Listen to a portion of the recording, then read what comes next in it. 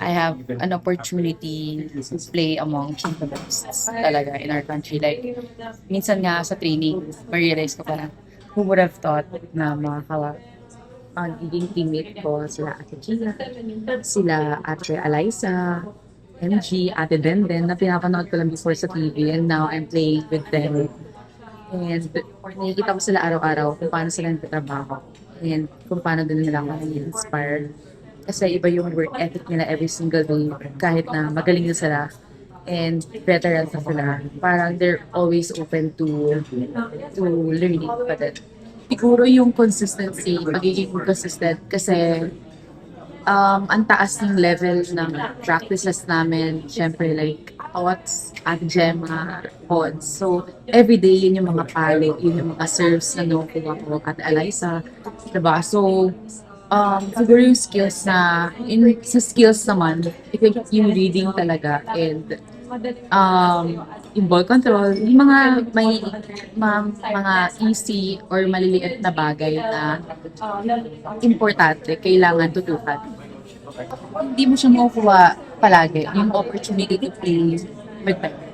So, yun nga, na nag-reach out din yung Cleveland. Yun din yung factor na tinignan ko. Like, ang daming big names, and at the same time, hindi lang big names, but yung culture and yung family na tinatawag nila sa Creamline before pa ako pumasok.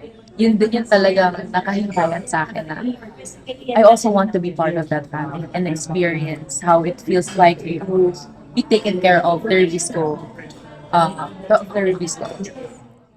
Jen, in your pro career, medyo may pagka-unique yung mentorship line mo na galing kang from Tiang Abi, Ara, Mylene Pa, at din ngayon, Eliza Valdez. Lahat ng, kumbaga, best of the best ng Philippine Volleyball natuturuan ka. So how grateful are you for that kumbaga, experience in your first two teams in your pro career?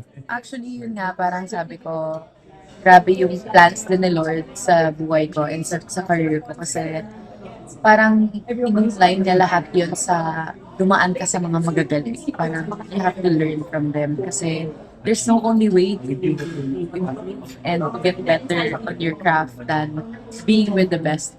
Diba? So, every day, I treasure it.